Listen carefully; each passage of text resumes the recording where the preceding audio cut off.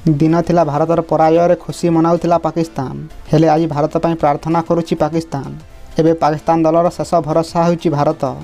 West Indies एवं America माटी खेला जाउथबा टी20 विश्वकप 2024 रे जून 12 अर्थात आज भारत एवं अमेरिका मध्य गुरुत्वपूर्ण मैच खेल भारतीय समय अनुसार राति 8 न्यूयॉर्कर नासाउ काउंटी स्टेडियम रे खेल जो दल यह मैच जीतब से सुपर 8 पर क्वालिफाई कर। रोहित शर्मा अधिनायकत्व में भारतीय टीम यह मैच जीति क्वालिफाई करने प्रबल दाबीदार होती।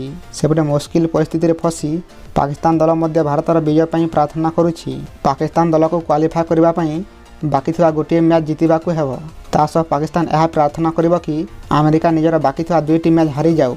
वर्तमान ग्रुप ए रे भारत एवं अमेरिका दुई दल बराबर हिसाब से 2-2 अंक पाइछंती। भारत एवं टेबुर टॉप रे रहिछि।